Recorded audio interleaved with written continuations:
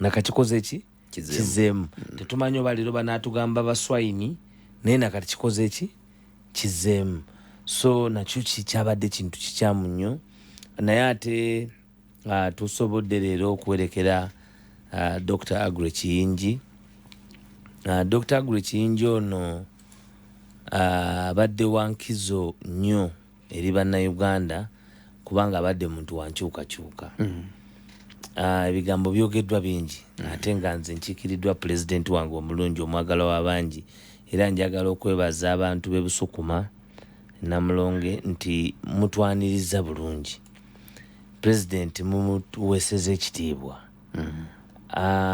Abantu ababadde wali abasinga Kyagulanyi ono kyova olaba mala nembuuza nti naye nange yavaawa kubanga wali tewabaddeewo ghetto bayinginiya kubanga Dr. Aggrey Kiyinji yasomera King's College Buddo abadde cardiologist wa mitima ng'ate yajanjabako mbadde njogera ne munnange n'angamba ndowooza yali Prime Minister Howard nga yali okumulabirira Prime Minister wa Australia okumakinga sure nti omutima gwe gukuba mu budde atambulira mu budde okubeera dokita w'omukulembeze w'ensi yonna nga munnayuganda yali musajja mugezi nnyo yasomera King's College Buddo n'afuna n'ajja wano n'atandika emu ku kampuni ezikyasinze okubeera ez'amaanyi era ezayamba Uganda okusitula omusingi gwayo mu bya tekinologiya ffena gye tumanyi nga The Haze International.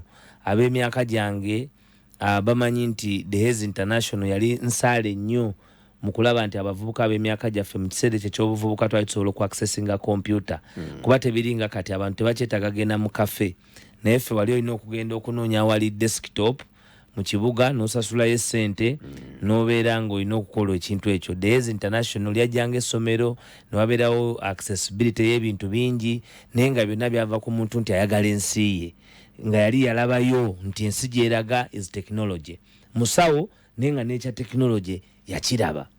Unfortunately mu 2006 ne batemula eyali mukyala we Dr. Robina Kiyinji.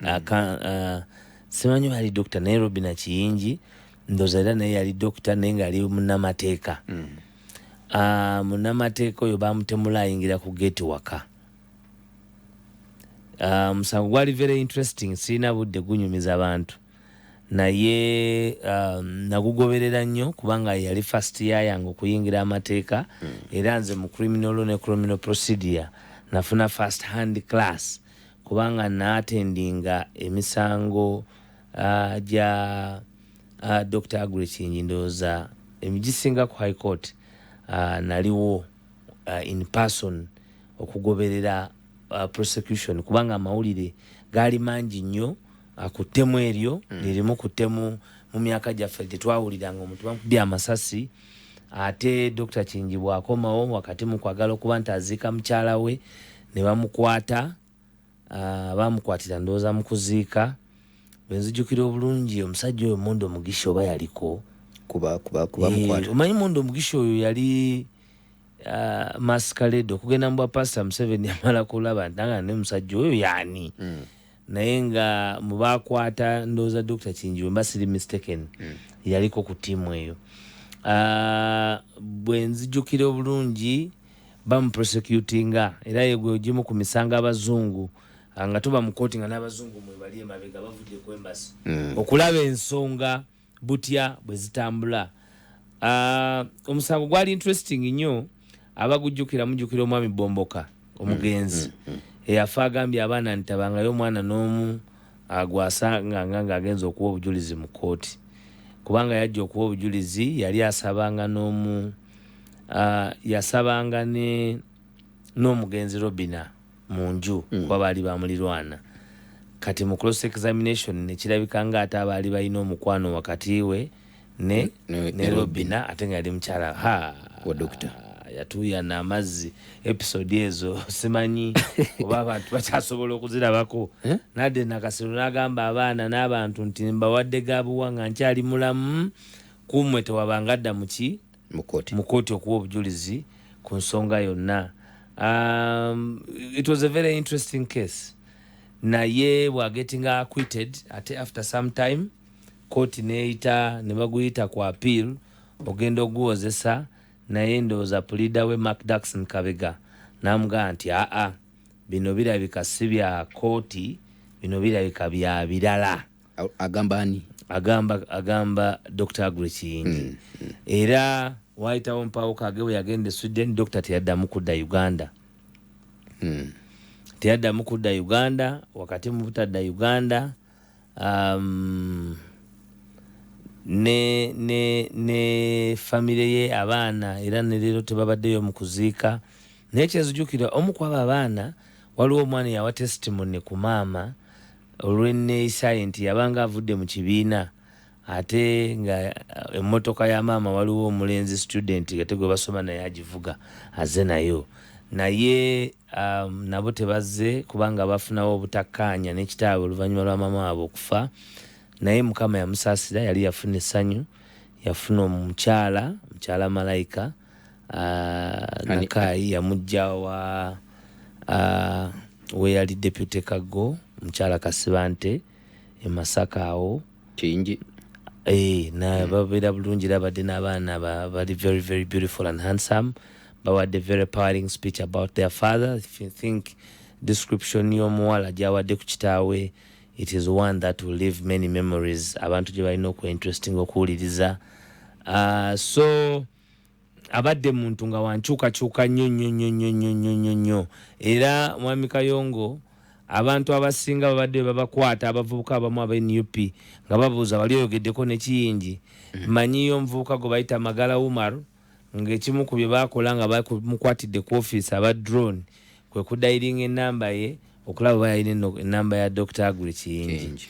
Kati engeri gy'afudde ndowooza abamu bagenda kubata kuba gavumenti erina abaana baffe bangi ng'ebadde bakwata naye ng'ebasibako nti balina enjogerazaganya ne Dr. Aggrey Kiyinji. Nina kenjagala okubuuza wonye okusinziira ku bye mpulidde mu kuziika.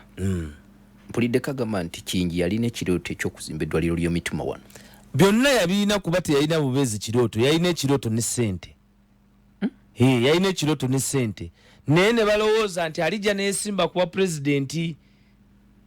Olubamba ensi bano abawamba ensi ne batandika okumukijjanya. Kiteeberezebwa kwe kuvaako okumenyeka kwa famire ye, kwe kuvaako okumenyeka kwa abaana be okuba nti leero tebasobodde na kujja kumuwerekera nga naye kitaabe yabazaala. Yalekawo n'essimu gye yakwata okuva edda ti abaana bwe beekubanga ku mutima ne bamanya amazima baligenda ne baddamu ne bamukubira, afudde tebagikubyeko. Naye nga byonna babikola because of the system. Akomyewo wano okwaba obwe nga mufu naye nga okujja nga mulamu n'embaga yali Nairobi. Baganda b'omukyalo oyo kumpi 4-5 babakwata kuva Dubai, babawamba buwambi okuva e Dubai. Baganda b'omukyalo Kiyinji. Babakijjanyiza nga babatikako gw'obutujju kubanga mwanyinaabwe yafumbirwa Dr. Aggrey Kiyinji. Kati katusubire olwaleero engeri gye bali nti bali mu ntaana, emisango egyo ginaggibwawo. Nti ono gwe babadde bamuvunaana nti yabavujjirira, emisango egyo ginaabagibwako because there is no more evidence. Security forces emusobola tugamba ebintu byonna bazze babitulimba paka bakakinze kubanga the law of diminishing marginal utility etteeka ly'okulya nozzo obwenkulumu likwata mu buli nsonga. Ampuliriza likwata buli nsonda. Nti wajjanga n'otugamba Jamiru mukulu leero gw'omuyina, leero gwokola ki? Gw'omuyina. Naye ebikolo bya ADF ate kati bikambwe kubanga weba ADF yayokya Kichwamba ate essomero lya Juze Kasese ate abalambuzi. Kakati eyo yebanga ye marking scheme gy'oba otuwadde ampuliriza gw'oba ogenda kutiikinga otya era sayidi ki? Nti omuntu gw'ovunaanidde abantu ebbanga eryo lyonna omukristaayo omulungi kubanga mu kuzika awerekeddwa Bishop retired Balagadde Sekadde, mbadde ndudde n'okumulaba, awerekeddwa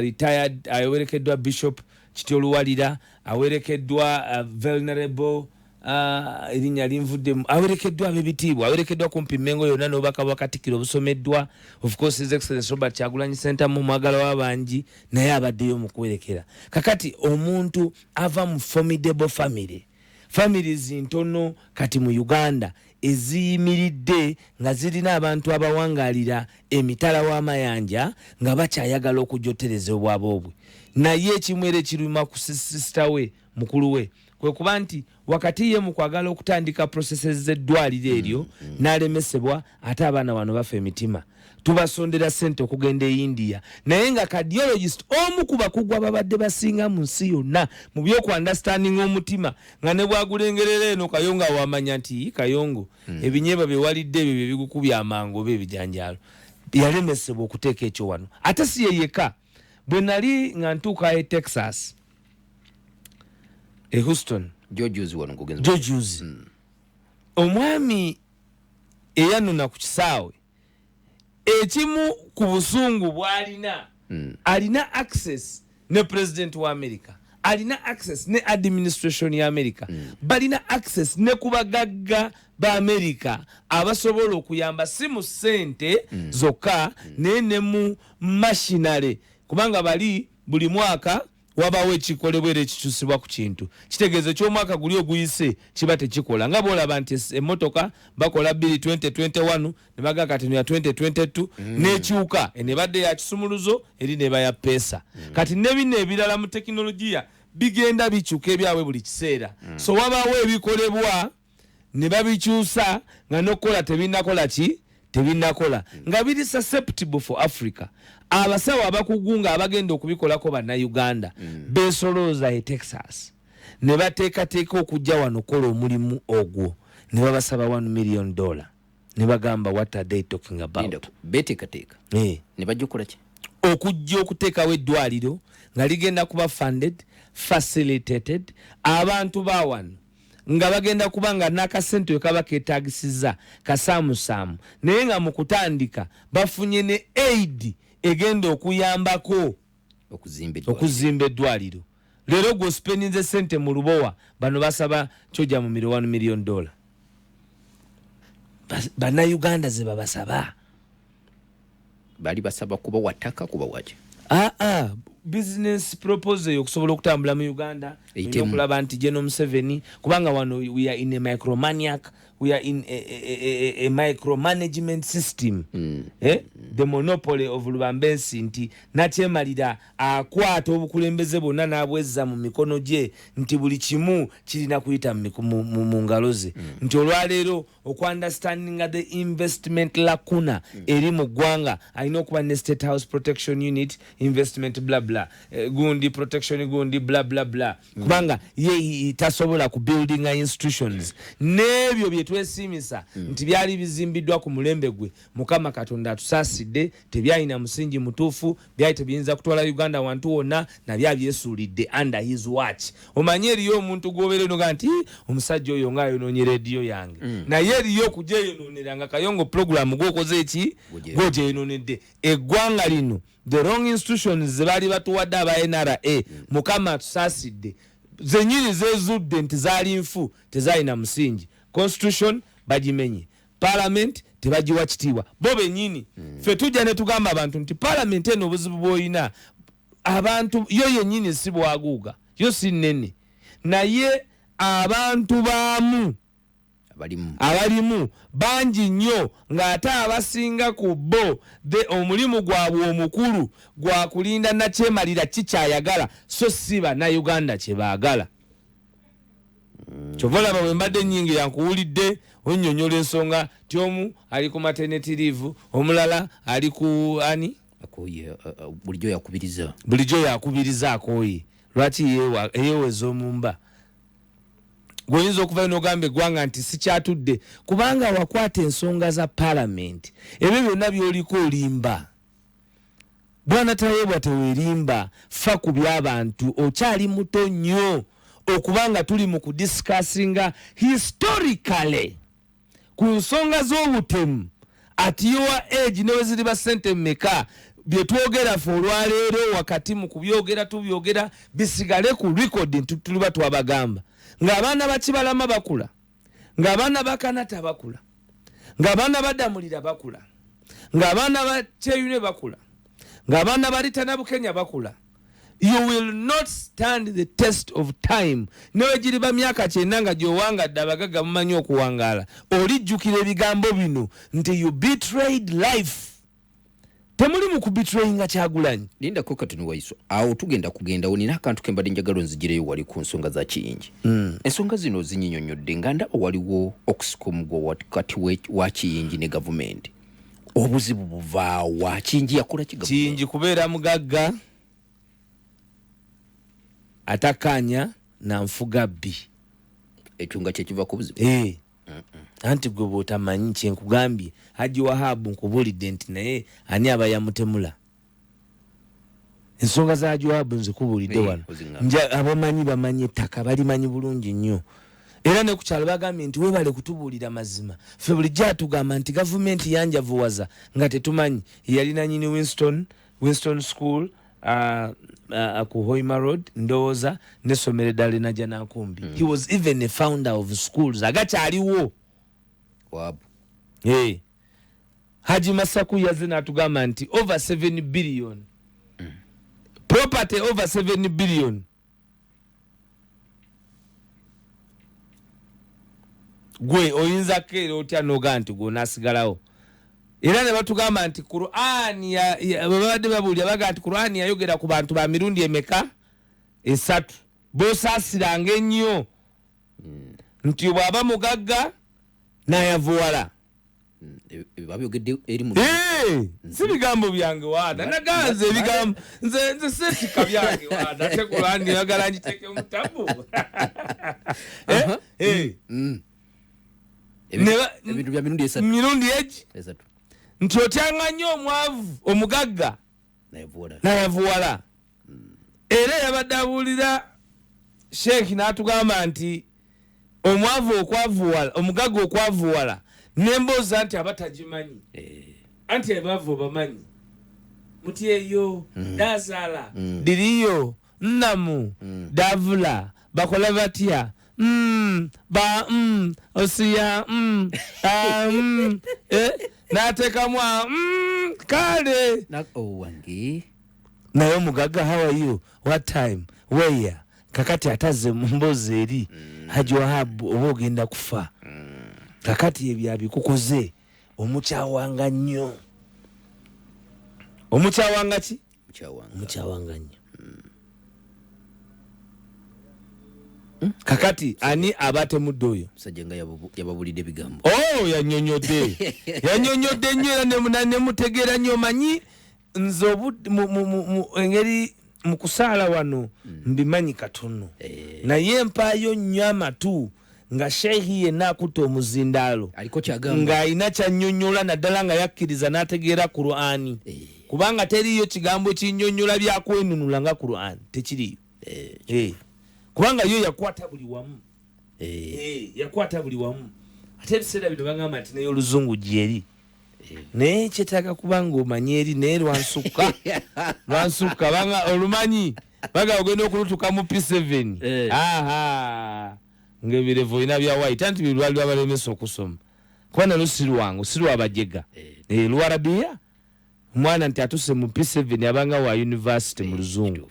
So ongambye nti ne Kiyinji ekyamuviirako kalunsambulira bugagga bwe nakulowooza nti ye talina kuwagira wano kubanga bano abaawamba ensi eno bo beerabira nti there were people before them.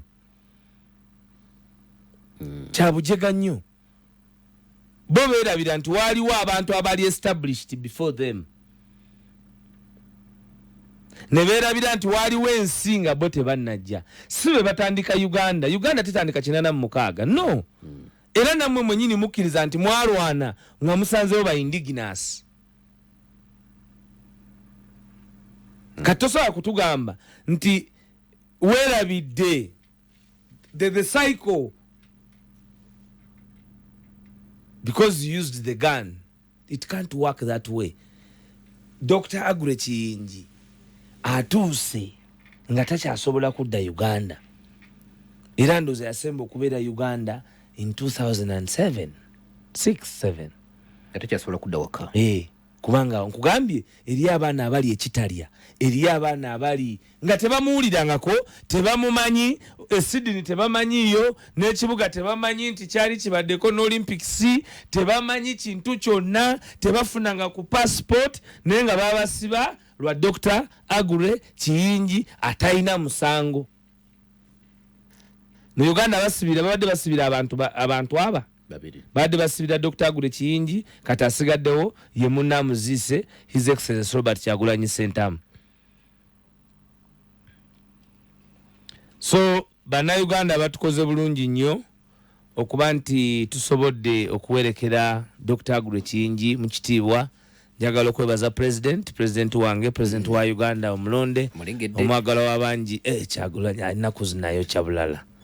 Obadde omuliraanye wali kati bwe tubadde tugoberera ensonga zino ne mbaako gwe nga Uganda banga WAISWA WAISWA tatera kusala kaviiri ako leero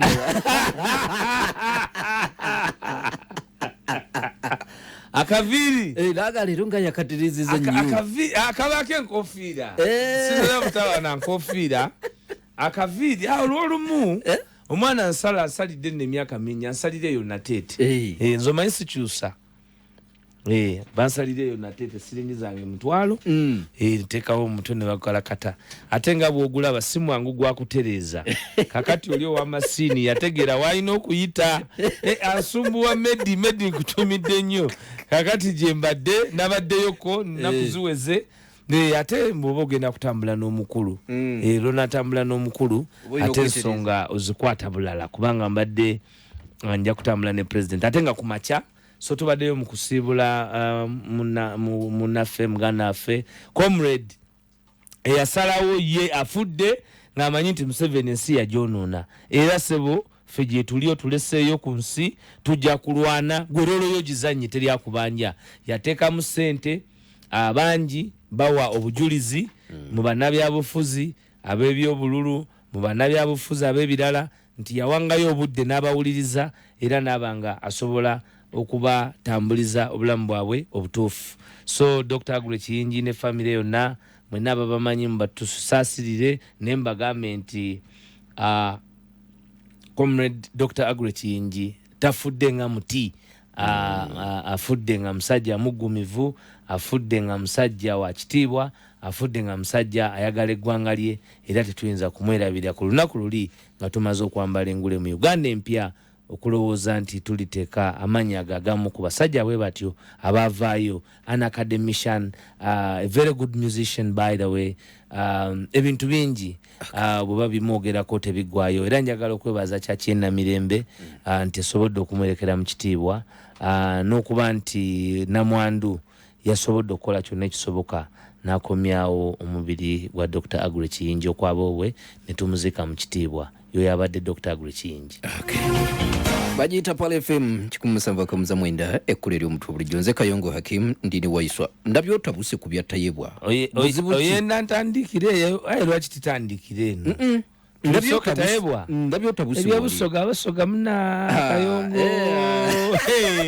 Kayongo era bali eyo baliko omuwulire atandise na byabafu atandika ate na byabafu ngeriyo bine byaife bana ensonga osoka byamaziga butumala okulira metwaira mu muvangana soko muri byadi wakatwikiro baba iseife lata katwikiro wa Busoga Dr. Nsekere Yosefu Muvawala aganye olwaleero era yasima yakyaza oyo abangi gwe basalawo gwe babibiita gwe batembeya naye omulenzi eyasalawo okulwanira ensi Uganda Abasoga bamugulika erinnya lya Ngobi era ng'Obusoga ebululu bamuwa kyodo dawazira kusaasira naire oba omukaira afe akaluko Obusoga kali oba omukaira afe akole ki afe era baba Ngobi bamuwa obululu kyodo de kitakyerabiranga Busoga emuli ku mutima emuli ku mwoyo buli bo tumwetaaga aba aliwo era olwaleero akyayire ku Busoga awerekerwa kwa bakolowo bangi nze mwena ali kwogera zena nsibye mukanzu wabairewo Honorable Manjeri Chebakutika Chief Whip waife wabairewo General Bigirwa Moses oyena mulwani mnaife wabairewo Comrade Swengere Swengere Honorable Swengere wabairewo Honorable Swengere nakulira ebyokuyiya nebyokusanusa abantu mu entertainment department nairira mwami Nubianli so tubaini mwami Swengere twaba ni munaifera Honorable Paul Mwiru so timu ebaire egumire bulungi okuva Mwiru na abadiku abaireku toidi nti yena buti musambi toidi yena buti yangira timu eteba yena ali kutulisabao ali tulisabao so tubaini Honorable Mwiru so twa isaife asima olwe mikolo ejiri kuja maiso Kayongo ina kudomwezi nga 18 November 2023 bona sala bridge otabuza muntu kyona kintu kyona tujakuba tulikumbaga tujakuba ku mikolo jalata ife mwene isaife kisegese kitalibwa nsolo nadiope gabula okuna aida kuba ali kulagensi era nga ali kusima okutambula bukalamu ni mama waife ine bantu kuluna kwolwo atolebwe mayuge so president waife omulungi yena omukolo asimye era yasaba abantu ba National Unity Platform ni people power nabayikiriza mbuwangwa nebyobuwangwa nti mwena luna kwolwo muteye sala muteye buli kimu busogo luna kwolwo ate kibomba ali nabo akola ebintu bye luna kulwa lukolo wenu baba webale olunaku olwo lwabamba Kyagulanyi Robert Center Mungobi era bayita abantu 54 so baba kibumba babaganye ate kulunaku olwo waidde okutwaya okututola kwa amaziga nga tufunye mama anatuniga ebiwundu tufunye mama anatusobola ngokututembeeta ku biwulo oyo nina kyemalira yefuba buli naku ntuwendige maka mufumbirako ayo butuwe bange hiyo mama malobozi ndi mugumu wendi so tulikweswanta okubanga twena twenigira mu mikolo emikulu mu muvanga ne busoga mu kulya pirao mukusanukira wala mukusagamba ngaise fegabula na diopo okuna ali kutulaga ine bantu so lunaku lwasanyu nyu tuvola bano obusungu nakendezamu nade program inage na muliro mulege naye nazenga ndimu ebyakyabazinga ebusoga na mwatulira bagifuna bigambo bituse ni baba isefaliku sabo ndi musoga ndi musoga ate tiri musoga mutene nakulengedde ngonekedde mukanzu ngamba WAISWA ayo baba wange ndikobera baba wange baba wa His Excellency Robert Kyagulanyi Sentamu very intelligent man Dr. Nsekere oyo lwakuba nti ninsekera tuyinza aleta minus atukubya Bank of Uganda ngerire ziramu ayo lwakuba ninsekere ntayogera bingi baida kuba nti ro muulire yayogere tibamuwe abati mumu amuleka yofo tulimu mu Uganda empyaka tunega irira twakola tutya batwalere tulimumbaga kakati olwalero simanyo obadde agala tusoke ki ntayebwa mbadde njegera ndabi wali ku kyatayebwa otabuse nogamba bana bakuze onakuze abana bakula tayebwa manyi nti abana bakula yenga bwayina ababenga bali mu international bano tebafunye mu kisagenda mu international kubanga government jaweereza batakitabo yayinza obutabulira mu Luganda nzikiriza mbyogere mu Luzungu n'aba parliament babimubulire Honorable Tayebo, the kids of Chibalama, the kids of Damulira, the kids of Frank Senteza were kids of human beings. Just like you're struggling to make a bright future for your own children, please understand that these kids need closure. These are victims of your workings and principles as a person working with government. And you have a responsibility as a head of parliament to at least stand for those rights. The doctrine of separation of powers clearly gives you the immunity against the oligarchy and against the executive. It should not be the power of the executive to subdue the whole legislature into cowardice against matters concerning human rights, against matters concerning human life. Because when we end at rights and don't